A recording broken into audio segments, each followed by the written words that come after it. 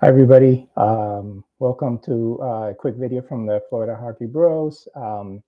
Before you read the title and think that I'm going to be doing some trolling or that I'm going to be making fun of the Leafs, just know that I come in peace. I just thought that looking at everything that's coming out of Toronto this week, where there was a postmortem and looking back to, the Shanna plan and all of that, now the conversation has started to turn toward what's coming up and what the Leafs should do going forward. Is Marner going to leave? So should they resign Tavares? etc. So just wanted to do a quick video on the 5 things that I think the Leafs should do to actually get their team going in the right direction. Now, just so you know, I'm coming from a place of having watched every Leafs game basically the last 3 seasons, having seen their playoff series, not just against the Panthers, but against the Bruins, against Tampa, following them this year and all the narrative around them, and then kind of seeing how everything ended up. So I'm going to try to give you a bit of an outsider's perspective from somebody who's been watching the Panthers and their transformation from a rush team to the team that they have now, and the team that's a game away from making another finals. So take it for what it is. But I'm going to give you my honest opinion on the 5 main things that I think the Leafs really need to do in order to have a shot at really making a deep run in the next 3 to 5 years with the current core. The number 5, I'll start from the bottom to the top, thing that I think they need to do is they really need to think about moving on from Morgan Riley, and tweaking that defense a little bit. They did a good job with bringing in some veterans. They have size, they can shut things down, they can block shots. The issue there is that OEL and Tanev probably have 1 or 2 more years of playing maybe at this level before you really see a drop off. McCabe is over 30, and his contract is going to kick in. Riley, it's over 30 now. And for the money he's making, he's just not providing what you need. He doesn't provide the scoring and the level of offense, consistent offense that you need, whether in the regular season or the playoffs. And he's a defensive liability. I have to say, I know a lot of people in Toronto criticize Riley. He looks out there like he can be beat by anybody on the forecheck. He can turn it over. He makes mistakes. He's out there for a lot of the bad goals against. Is it all his fault? No, but he doesn't help. And he makes the same money as Aaron Ekblad as an example. And Ekblad has been turned into more of a defensive defenseman versus the guy that's like in charge of the offense with the Panthers. So, is that enough? No, I would say that for me, Ekblad after this season, unless he's willing to take a discount to like 5.5 or 6 mil at most, I think Cito should move on and let that spot to a younger defenseman that they can develop, or somebody who can bring a little bit more offense. Not that he's a bad player. I just think that at this stage in his career, a guy like that going into his 30s, it's going to be more of a defensive player. I think Ekblad is in the $5 to $6 million range because he's really more of a second pair guy starting maybe next season or the season after. So you need to start thinking about Morgan Riley as sort of that player. And for the money that you have with the other defensemen locked up, I think you have to think about going to him and say, I know you have a new move, but we need to move in a different direction. We're going to redo sort of the way that we have the structure with our defensive core.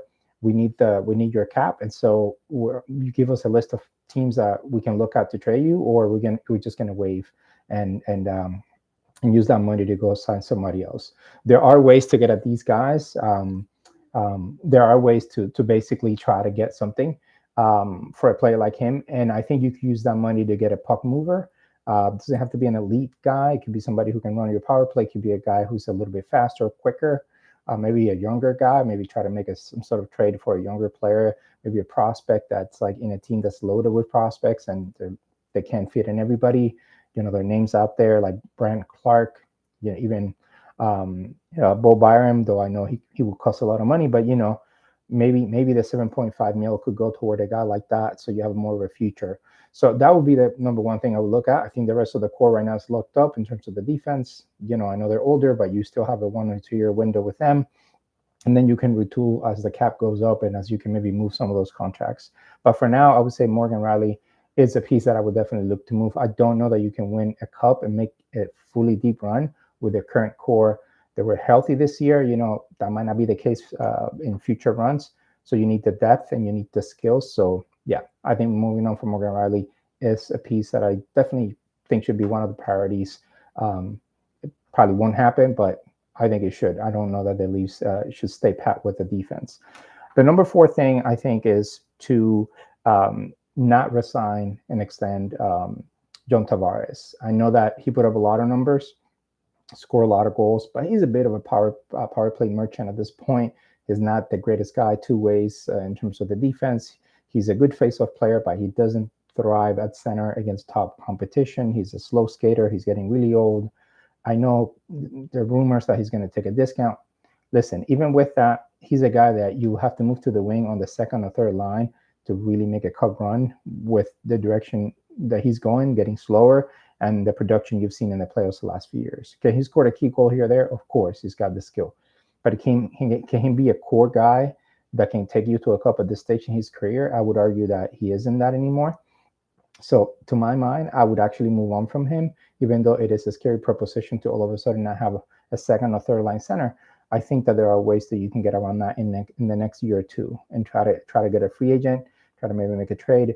Think about a prospect you could trade for, somebody you can bring in and develop, or even if you have to make focus on a second line center like a Sam Bennett or whoever else, and kind of still play around with Domi and other people on the third line, Lawton. I still think that it's a better proposition long term than to give him a 2 to 3 year deal, unless it's like 3 to 4 mil, which I just don't see happening. I think it's probably going to be on the minimum side, 5 to 6, maybe up to 7. So I would just consider moving on from Tavares. I know it's hard to do with the idea that Marner's leaving, but I would actually try to move on from that, because once you do that, it forces a team to really get creative about roster construction and really try to build in the next 1 to 2 years for this little window before Matthews' contract is up.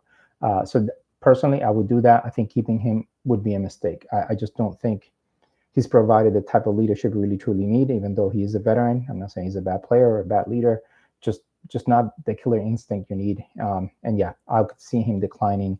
And listen, I know that those goals, I'll talk about that in another point, but those goals that you would be losing from him, you can replace that in other ways. So anyway, that will be the number 4, moving on from Tavares. Number 3, I think that you guys got to figure it out, meaning the Leafs.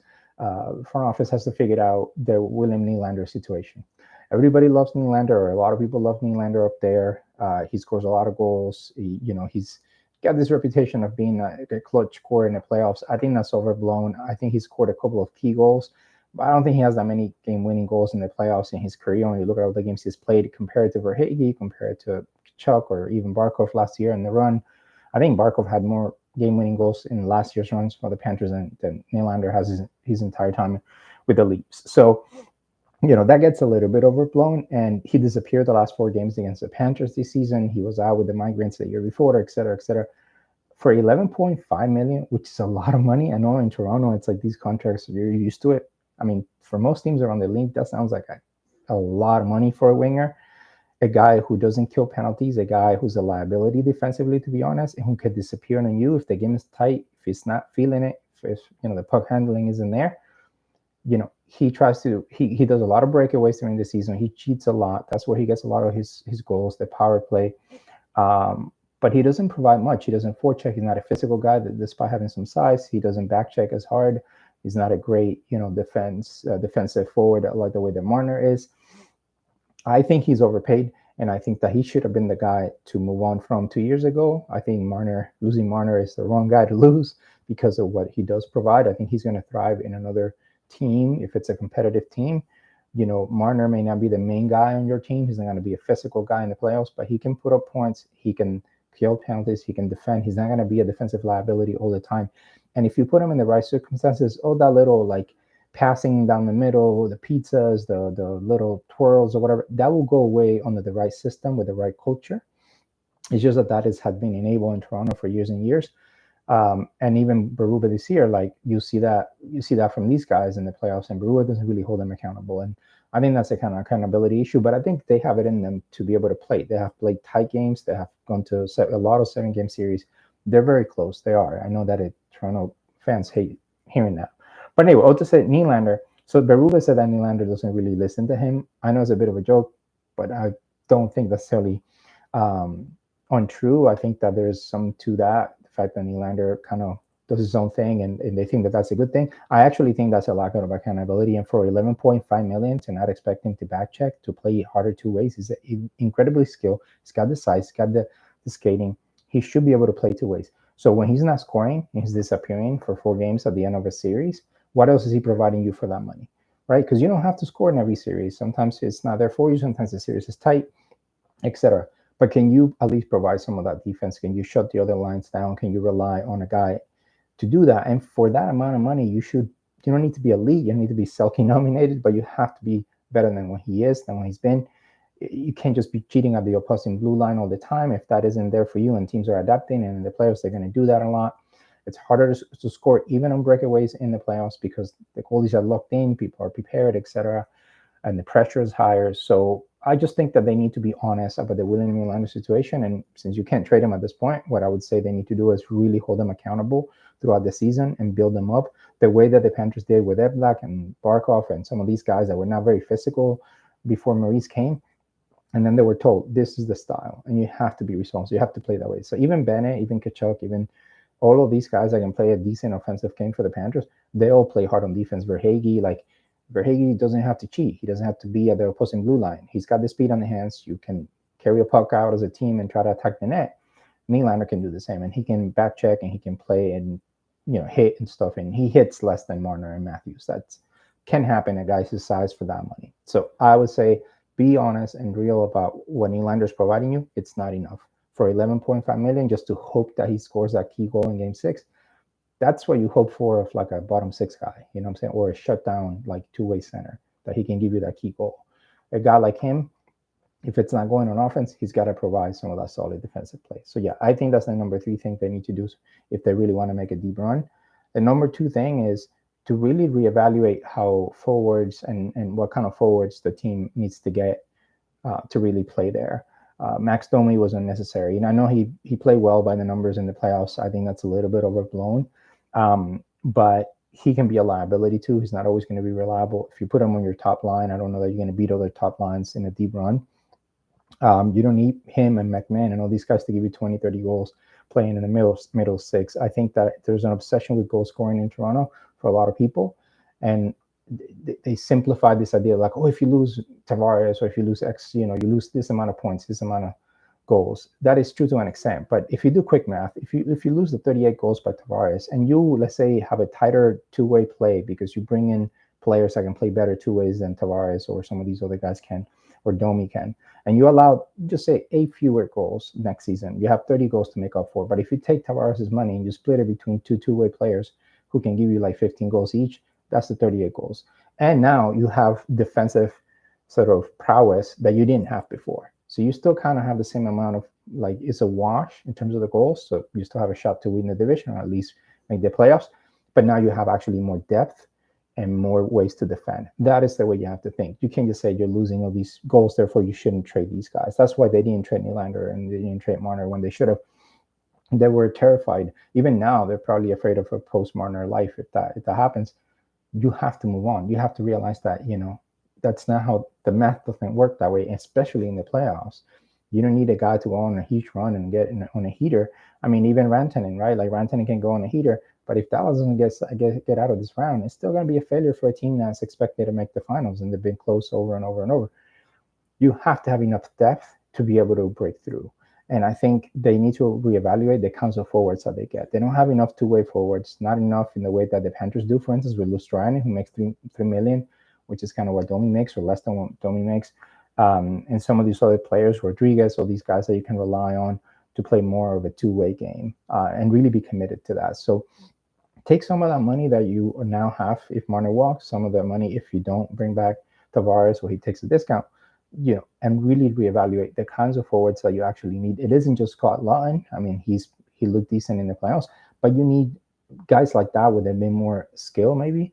And, for $5 million, you can get a guy like that. So if you take $10 million, and you split it between two guys, you can have that level of depth. They'll get you through the regular season, not going to look as flashy, not going to look as fun. They may not cheat a lot, but they're going to play the type of game that when you get to the playoffs, is going to make it harder for the Panthers, for anybody you face to actually get through you, because all of a sudden you're now facing that two-way physical play. And they can give you some of the key scoring here or there, which is really all you need in the playoffs. You don't need to score 10 goals in a 6-game series or whatever.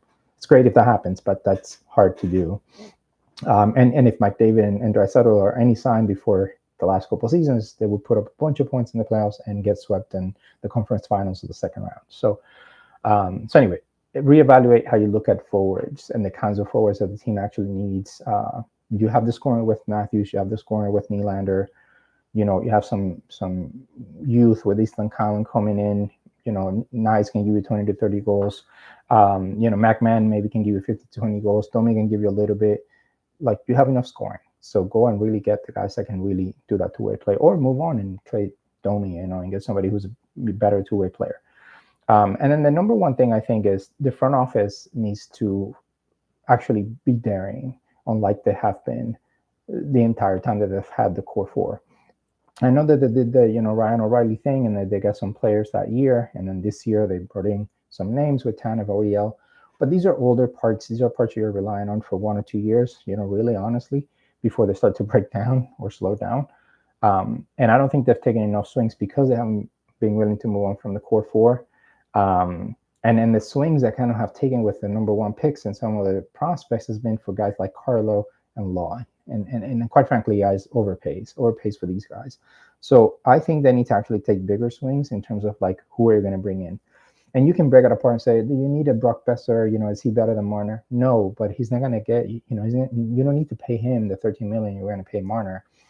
You can pay him like maybe $4 or $5 million less than that, and still have a really reliable scorer who, has shown last year in the playoffs, I can give you some key goals, or maybe Nealers can give you a lot of speed, but you pay him half of what you're going to pay some of these other guys, or at least, 60%, 70%, and then you use the rest of the money for that depth that you really need. And I haven't seen the team really take those chances, really take those, swings, and really be bold in the way that they look at team construction. And we're willing to say, well, I brought this guy this year. It worked kind of, but I need to move on.